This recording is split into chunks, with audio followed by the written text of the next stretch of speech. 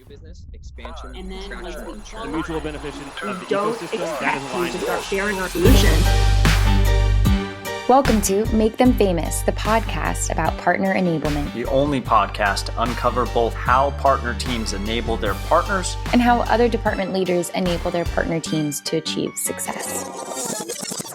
All right, so we are back with another video episode. I think this is the third one we've done. So this is where we'll post it to YouTube and also to the podcast. This is a unique episode because Carina and I have not recorded a podcast, just us, to recap what we've learned and to dig into some of the things that we are doing or learning in recording these episodes. Carina is at Sendoso running partnerships, and I am obviously in between a bunch of different partner programs and agencies running partnerprograms.io and Partner Hub coming out soon. So we have a unique perspective between the two of us that we'd like to get more valuable type of content like this to you guys. So we're going to run through some of the things that we've learned and refer to some of the episodes that are recorded so you can go and check those out. First thing first, Carina, you've got some news and some cool stuff that's happening in your world. So let's start there.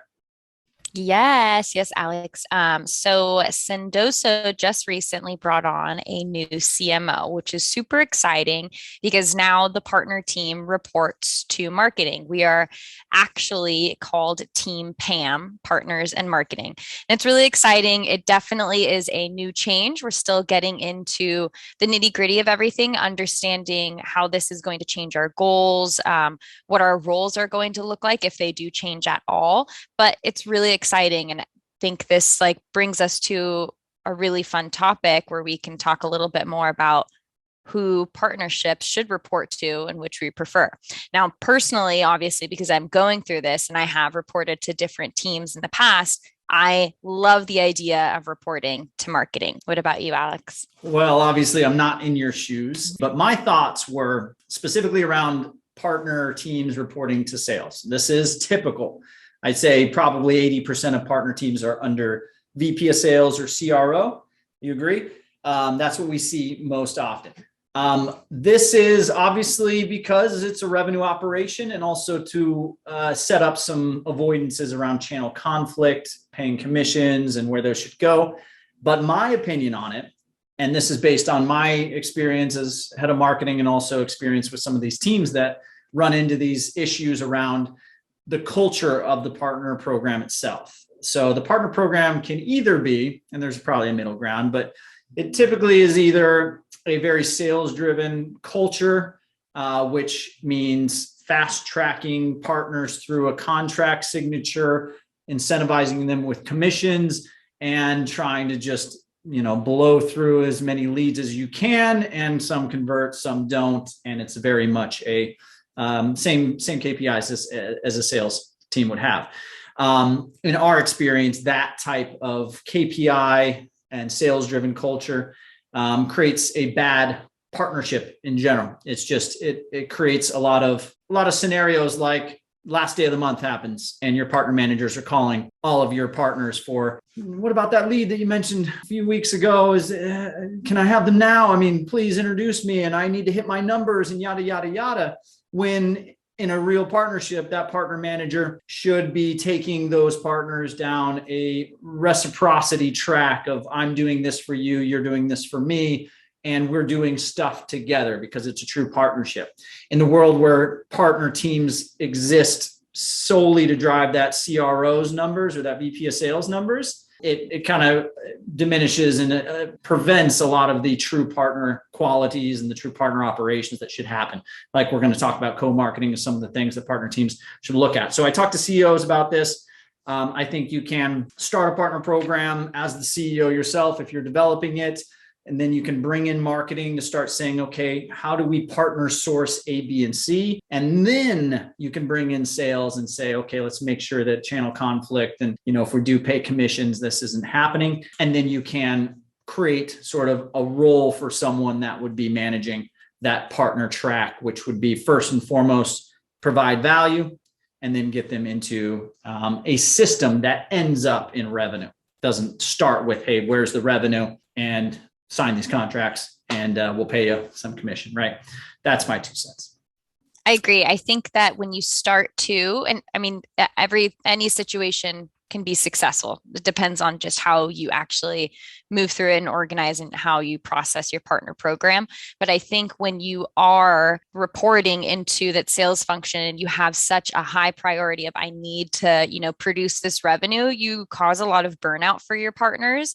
And that just in turn is not going to have you're not going to have a successful partner program. Those partners are no longer going to work with you because like you said, on the last day of the month, you're offering incentives for any referral that they can send your way.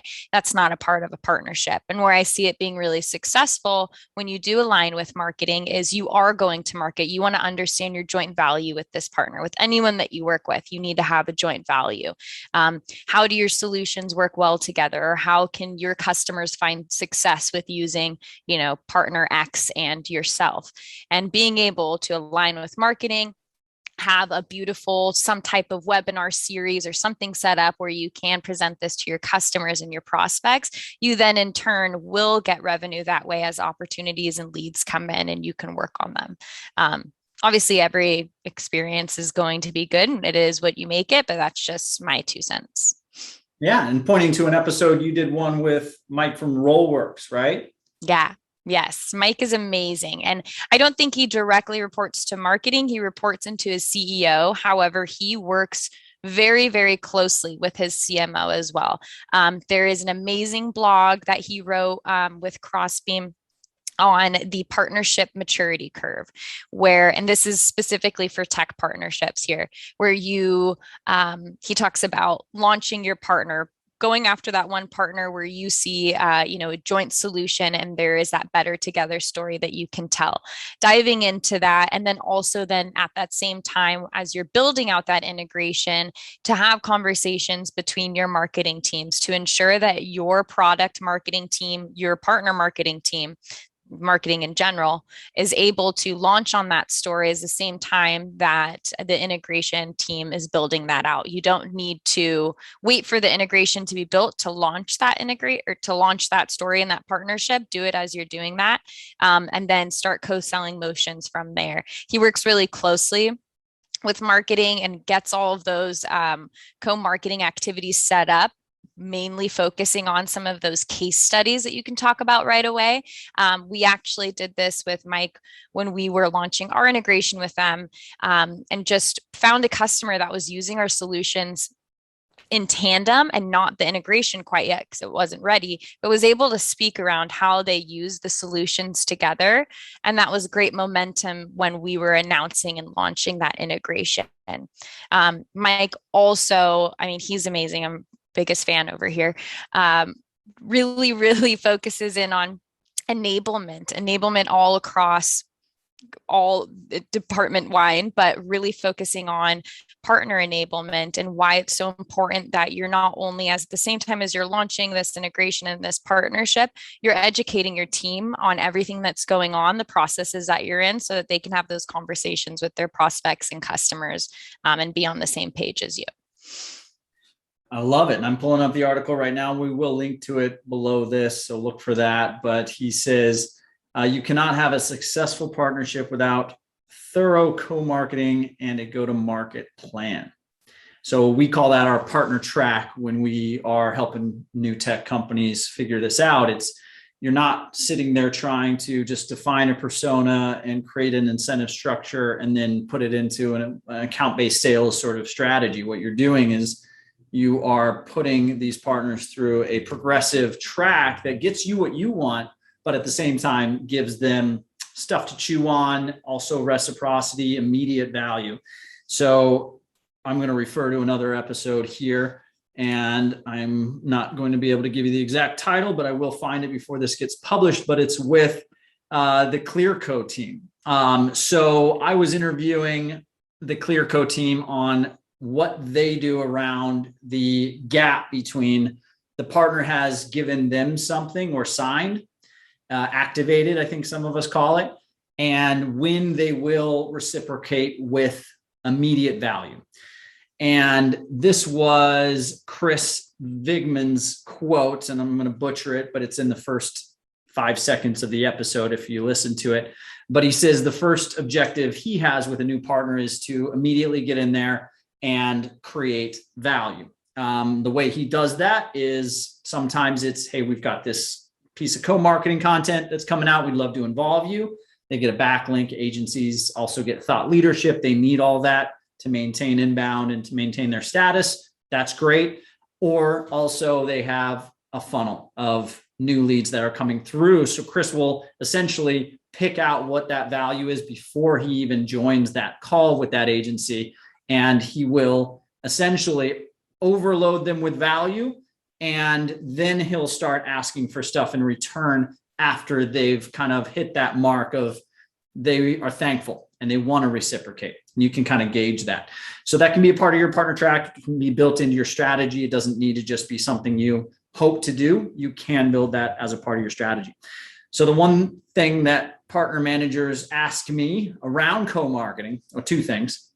First one is return on time, ROI, but mainly return on time. So if I'm Chris and I'm going to co-market with one of these agencies that I really want, this one was EmberTribe that's now signed on, I've got to take some value away from my current partner ecosystem, right? Because you're not giving that co-marketing, that event, that webinar, that article to your current bucket. You're using it for a net new. My strategy, and I'll ask you to give me yours, but my recommendation is simply to say, you do not need to make it all about one or the other. You can involve both, of course, but of course you have to grow your partner program. And you can't sit there and say, you have to be a partner and you have to join, you have to, commit these referrals and get certified before we do anything for you. So it's inevitable. You're going to have to figure out what you can involve net new partners in versus what you can use for your current partners. And the second thing is marketing's buy-in on including partners in the content. So before I talk about the buy-in, let me know your thoughts on just ROI from co-marketing with partners, net new partners, sorry. I think it's so important to co-market with all of your partners. And like you said, it doesn't just have to be one partner at a time. And I think it's kind of similar to some of the episodes we've had on this podcast is by having multiple partners come together. Majority of the time, your partners probably work with one another, especially if it's an agency or a tech partner. So a lot of times you can have a webinar, a panel with the agency and the tech partner and how their solutions work together as well. That's something that we really like to do. And it's all about better together stories. We really emphasize like the better together stories and how all of our solutions can work together. And it's not necessarily a tech stack, it's just how all of these different roles and companies, agencies, tech partners play a huge part in the success. So that is an option. And that's something I like to do. I think investing in a new partner and giving them, different co-marketing opportunities straight off the bat, if they're really going to be a successful partner, that joint value is there, then that definitely makes sense. And this is one thing I learned from you just in general of co-marketing and aligning and getting that buy-in from marketing is to make sure you sit down with them and set up a shared calendar. You should have a shared calendar of events and really work through where can partners fit into this. If your marketing team isn't going to want to invest a lot of resources into partnerships, maybe there's a way where it can be very hands-off. One thing I'm really interested in right now is almost having like a webinar series kind of already mapped out. The dates are already planned. Now I just have to work with partners to understand and identify a topic, an audience, and get speakers from there. I think that's really easy. It's lightweight on your marketing team. And if you're able, the partner manager is able to help give some resources there, help with identifying a topic and work with your partner and their marketing team, should be really easy to kick off and just have it be ongoing and easy rinse and repeat. I love it. I love it. So I'll just say this from my personal experience. So before partner programs and after the agency that I ran, it was a VP of growth and VP of marketing for a couple platforms. And my number one objective, as soon as we were able to start using some of the marketing budget, was to go out into the ecosystem, find those that are already talking about the keywords that I wanted to be known for, So a good example, I was VP of marketing at carlease.com, car lease, right? So it was a virtual car leasing platform. That doesn't matter. But I don't know anything about leasing versus buying, and I don't know anything about the car industry at all. So my very first objective was to create a campaign that I could involve a number of different people in.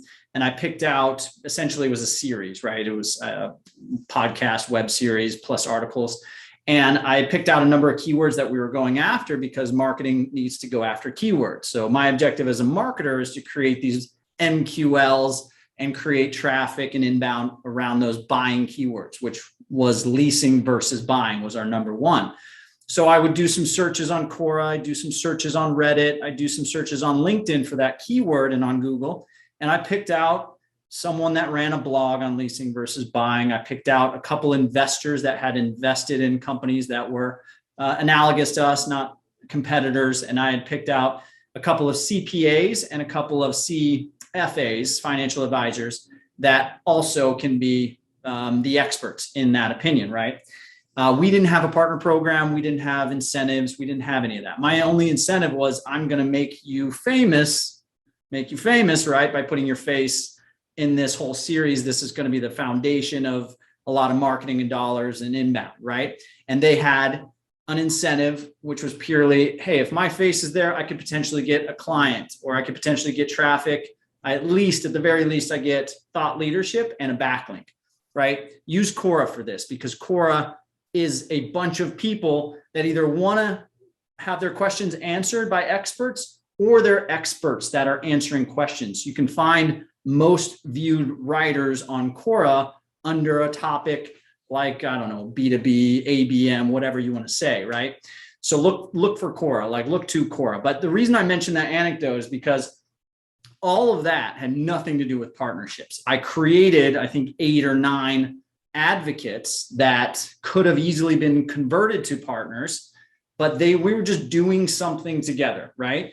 And they were super appreciative. They sent us a bunch of business. They talked about their episode on their social channels, newsletters, etc. I didn't require it. I didn't have a contract. I just knew that if I made them look good, that they would then share it. So I was a marketer. I was not a partnerships person. I knew that experts talking about my keywords is way better than me as the content manager or me as the marketing manager or me as anyone on the team talking about that keyword. So Crossbeam's article with Mike right here. Yes, it was created by Olivia, but it's all about how Mike does this. And Mike's a referral partner for Crossbeam, probably a user, and it becomes this whole awesome thing. So when you have your conversation with marketing, I'll end this rant now, but go to your marketing team and find out what their keywords are for this quarter. What are they trying to get known for? Then go back to your desk and underneath those keywords in a spreadsheet or wherever, start to search Quora, Reddit, LinkedIn, YouTube, wherever. Find thought leaders that are talking about those specific keywords and make them as long as possible. Not too long, but in the middle, not B2B, but obviously like account-based marketing would be a good one to start with.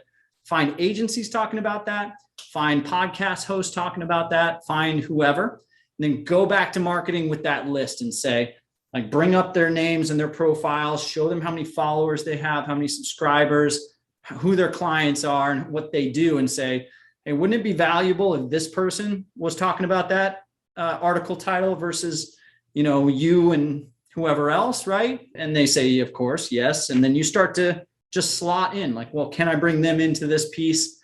And then maybe we do an expert interview and I bring 5 of them into that piece. And then maybe instead of this being an article, we turn that into an event and I bring in a panel and these 3 people can be on the panel. Would that be good? And as long as you're targeting their keywords and you're still speaking their language, the conversation should go well. And then, of course, if that goes well and everybody's on the same page, that becomes a routine. You sync with marketing once a quarter, you get keywords, you build up the backlog of experts underneath each keyword, and you do that as a routine. And then it becomes partner-sourced content and partnerships becomes embedded in the content operation. Anything on that before we go to culture is the next topic. I love that. And I just think it makes a lot of sense. If you are struggling with a marketing team that doesn't have resources or bandwidth, this is just a little thing that you can do as a partner manager. It's not going to take that much time. And you can come to them as an expert in how you're showing that you can also help them in their role and hit their numbers. Love it.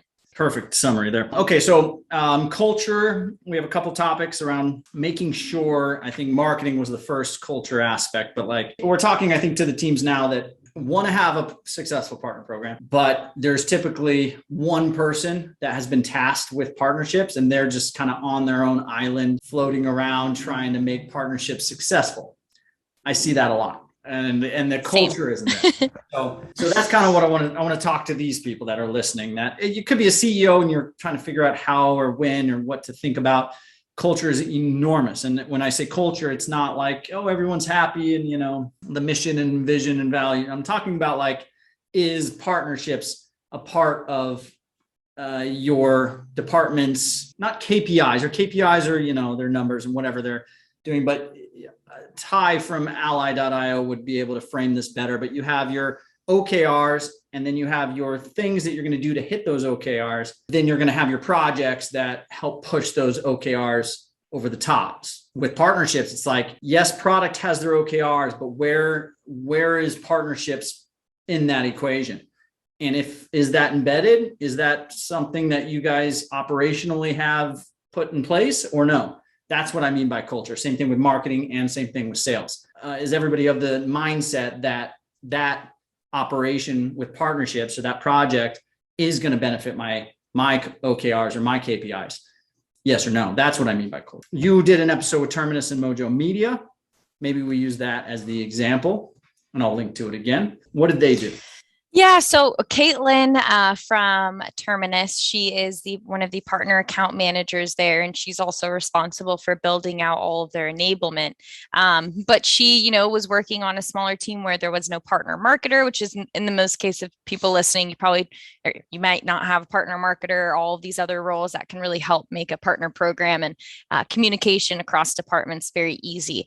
But she was able to really have that buy-in from not only her marketing team and from the sales team, but from CS as well. And her relationship with Mojo Media was one of my favorites to talk about and really highlight, because they have such a great partnership where the CS team at Terminus believes so much in how the agency Mojo Media can really help their customers and help with their usage of Terminus and make the CSM's job a lot easier, and renewals come from there, that their partnership was a huge success. And so I talk about that a lot in that episode, but it really started off too making that partnership successful by having all of the onboarding and training material that agency Mojo Media needed. But it also wouldn't have been successful without the buy-in from all of the different teams. And how you talk about culture as really like, in my eyes, I see it as, do all the other departments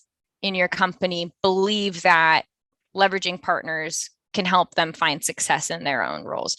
Does your sales team understand and believe that if I bring in this partner, they can help me win this deal, even if it goes a little bit longer in a sales cycle? That's okay. We're going to win this deal, and it might be this much higher in ACV. And do your CSMs understand that, you know, maybe my customer is having a lot of issues, I might not win this renewal, but I'm going to bring in this agency who can talk through all of these different strategies that can then help me maybe win this renewal.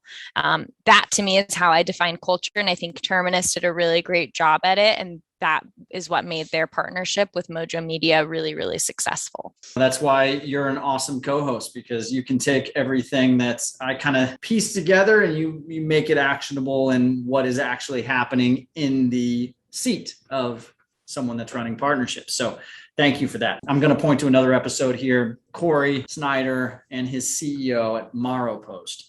They launched their partner program. Cory was not on an island, but he was a one-man shop. I think still maybe is. He may have hired some people by now, but has had a ton of success. And it started from the top down. Ross said, not only do we need a partner program, but we're going to go all in.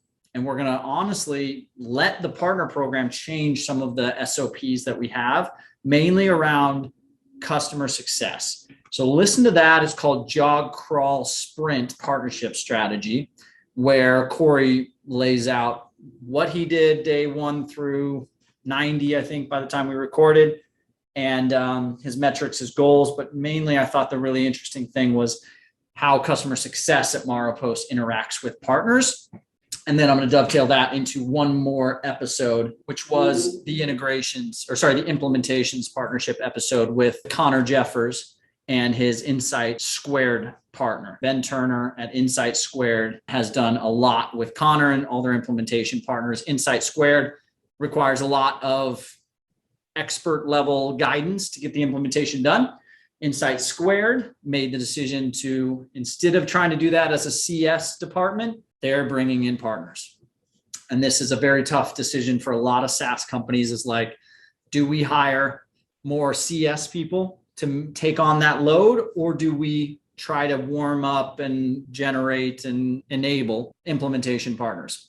Sendoso, I think you guys are in this bucket as well. Anything that's like you need either a lot of creative energy or you just need a lot of potential hours, but you also need the strategy to get the implementation done to success. So I want to hear your feedback on implementation partners and what it's been like at Sendoso and some of the partners that you work with. I think Rollworks is in this bucket. I think Terminus is in this bucket, but anything on implementation partners.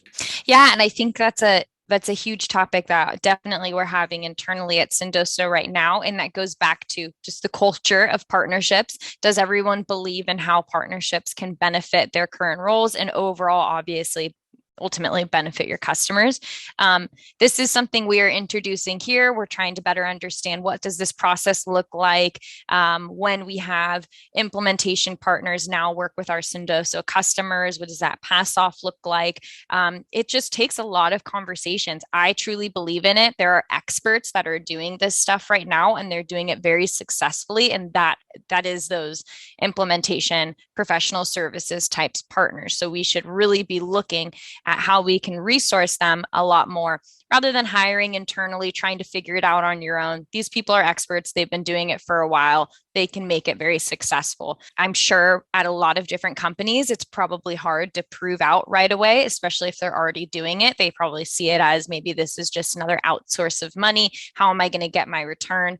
It just test it out maybe with one partner at first, see how that goes. Have, I don't know, 6 months to a year contract with them, and how that will actually work out. What do those customers look like? Are they renewing at a higher ACV? All of that. I think it's important, and I think you might as well try it. And this also, especially with and this is kind of like a little bit of a different type of partnership between Jay Barros and SalesLoft, but this is very similar for them as well. They're like a professional services type of agency, but they talk really deeply into their sales strategies, and they work very closely with the SalesLoft CX org by getting involved with their customers and really being able to strategize on their sales process, how they're setting up their SalesLoft cadences, maybe where they're fitting in different touches like Sendoso and all of these other tools. And they're able to do it in a very professional, strategic manner that maybe we at Sendoso and SalesLoft just couldn't do it the same. So definitely check out that episode. It's with Chris Merrill, Morgan Ingram, and then my friends at SalesLoft as well. A lot of good points there. I think the main thing in both those episodes, the idea of adding an implementation partner will better your KPIs around attrition, reducing attrition, increasing customer lifetime value, first and foremost. But I think just the idea of like, how do you scale successful implementation? You know, how do you scale successful onboarding without these types of experts that are out there, right? Listen to those 2 episodes, and then just keep in mind, if you are still on the other side of the fence on this argument, where you're thinking, yeah, but it's tough to control what they do, and do we really want to like outsource that really important job of getting our customers onboarded fully? You think about it like this: like, if you and your CS team will be experts in your product, great, that's going to be needed for support, etc. But what your end users do with your product, the only people that are experts in that, outside of your customer's marketing department eventually, are these agencies, these consultants, these digital strategists, because someone like John Barrows and his team can say, yeah, SalesLoft, great. It's just a tool. What you do with the tool is what makes or breaks your success with the tool. And option one, if you and your CS leader fully onboard your partner, leave it at that, send them some drip sequences and some videos and all that. Now their job is to figure out all of the great things they can do with your product with relation to the full funnel. How do they connect it with Salesforce? What do they do with that? And what messages, copywriting, all that stuff. Now, in that option, hopefully they get over that and they push it through to success, but it's going to take them a while. And they're not going to know what they don't know, which means John Barrows and his team are working with hundreds of similar companies. They know the optimizations. So they can fast track the implementation, which, yeah, they're going to charge for it. But imagine if that company didn't hire that consultancy. They would be spending countless hours trying to figure it out. Then they're going to run into walls, and they may never even get it to the point that a John Barrows could get it to, or a Connor at Aptitude 8 could get it to, because they just don't know what they don't know. So you're saving your customers a mountain of time and energy by suggesting, strongly even, that they work with an implementation. I'll say one last thing. One of our clients figured out how much it cost his CS department to implement in terms of hours and wages. It costed him about $2,500 to get a full implementation done. What he did is say, well, I'm going to take that $2,500. I'm just going to give that to my agency partner. I'm going to say, I'm going to pay you $2,500. You don't have to tell the client that I'm paying you. It's up to you. But you are going to do the build, the implementation for our user, our next user, instead of my CS team doing it. And that created a much better relationship. The client, or the user, the client of the agency, became a client, of course, and they were super blown away, excited. They loved their build so much because it was fully baked that they stayed on as a user. So I don't want to take up any more of that topic. Any last thoughts before we try to squeeze in a couple of roadblocks that we want to make sure teams don't have to ensure success of their program? Let's do it. Let's get to roadblocks. I got to stop my rant. So I won't rant on this one. This one's pretty straightforward. Some of the roadblocks that we heard from some of our interviews. So any that come to mind, I've got a couple here, but contracts is the main one. But let's start there. Let's just say around contracts. Are there anything both in the process of delivering a contract and forcing a signature or asking for a signature versus even clauses? What have you seen? What is your experience around contracts? Yeah, I think that you can definitely start working on your partnership and doing a whole lot more before that contract is finalized. I know we talked about exclusives too. And I think that it's really difficult, especially in this space, in the technology, B2B, SaaS space, especially that I am in right now. It's kind of, people are going to partner with who they're going to partner with. It's really all about what you offer them. You should not try to prevent someone from partnering with someone else. If I were to look at it from a friend scenario, if someone told me not to be friends with someone, I don't know if I would really just want to be friends with that person that told me that. So what do you think there? That's a good analogy. I mean, I'll just tell you this. I mean, you're talking about exclusivity in a partner contract, which essentially means, let's do a point specific tool like Drip for email. I don't know if they're doing more stuff now or not, but they're an email provider. MailChimp, perfect example. What if MailChimp said, hey, you're a MailChimp partner? I don't know. They may even do this, but if you want to be a MailChimp partner, you can't use an email marketing platform that competes with MailChimp. Okay. Say I sign that, right? Say I don't even read it and I sign it, which is most of the cases the agency just will gloss over and they won't read it. And then I go and partner with ActiveCampaign. In my mind, marketing automation, I use it for different things. Then my MailChimp rep sees me partnered with ActiveCampaign and promoting it and talking about it and all the stuff. And then they come back to me and like, oh, my boss saw this and they're really kind of questioning me and wondering if you signed. And I said, you signed it. And now they want me to kind of ask you, can you just stop that program? And I'm sitting here thinking like, Okay, well, Active Campaign's off the table, and then HubSpot's off the table, then Drift that launched their email marketing component is off the table. Oh, Zendesk has an email component. Maybe they do, maybe they don't. But what if they come out with one? Now I can't partner with Zendesk. Okay, so what you're doing is you are creating a very tumultuous sort of like scenario where it could become very awkward for both of you, right? That's number one. And then number two, is that point of like, you don't know what the other platforms are going to come out with.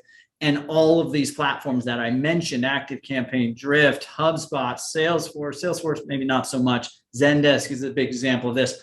They are creating basically full suite solutions, right? The third thing I'll mention is if you do get a partnership with an agency, they are not going to choose what tools to recommend based on any sort of contract. They are always going to recommend the solution that is best for their customer. No ifs, ands, or maybes about that. So what is an exclusivity clause going to do to change the agency's mind about recommending you versus a competitor? Absolutely nothing. Final thing, I know, I won't name names, but I know of a company that decided to add an exclusivity clause in their contract, sent it back out to their partners, and 3 of the agencies that I know that received that updated agreement that read it, I'm sure a lot didn't even read it, immediately exited the program and were very upset about what they had sort of subversively done, because they didn't email it out and say, oh, by the way, we added an exclusivity clause. They said, we've updated our partnership terms. Please sign the new agreement. They didn't even mention it, and they slipped it in. So don't do that, whatever you do. So that's what I'll say about agreements. Anything else? I was just going to say, it also doesn't allow your partners to flourish and grow in the way that they need to. And we obviously want our partners to be successful. If you're in it to just have a partnership so you can get referrals and so you can be successful, you're looking at the wrong reasons. We should want our partners to be able to work and grow their business with as many people as they possibly can, until you are actually able to prove out that value. If you are able to get them, your specific partner, X, Y, and Z, and do all these different co-marketing activities, and you can send them 15 leads, then maybe you can put in an exclusivity. But you have to prove out your value prior to even doing anything like that, if that's what you're thinking. So maybe wait 6 months, see what it looks like after that, if you have to do an exclusivity, but steer away if you can. And many agencies will have multiple partners for each use case, because you could be the best SMB, but that other platform that is a loose competitor is better for mid-market. Great. The agency's going to need you both. So that is a huge one on roadblocks. There's plenty more, so we'll have to do more of these. The feedback and anything that you guys need from us, we are continuing on with Make Them Famous. It's been hugely enlightening, I think, for both of us, and hopefully you, if you've listened to some of these other episodes. Very unique premise of getting 3 sides, essentially, us plus 2 partner people on either side of the partner program, either agency and head of partnerships. Sometimes we get CEO and head of partnerships. So we want you to get the full grasp of what that specific program is all about, how it's working, what is working, what maybe isn't working, and hear it from multiple people, not just the partner manager. So hopefully that's been valuable for you. If you have any feedback, contact us. It's under contact, makethemfamous.fm/contact-us, and leave your feedback on that form, or just hit us up on LinkedIn and you can chat with us there and give us your recommendation on guests or what you want an episode on. Yeah. And if anyone listening wants to be a guest and talk with us a little bit more about how they're growing their partner programs, maybe some of the things that we've talked about today, some things we've missed, that would be great. My favorite part of doing this is learning from so many professionals and leaders in the partnership space and ecosystem. So I'm always happy to talk to new people. Great. So thank you very much. And we'll be back with another one of these after our next. I think we've done 25 episodes or so far. So maybe after our next 25, we'll do another recap for you if you enjoyed this. Thanks, like, subscribe, and leave any comments where comments are able to be left. Thank you.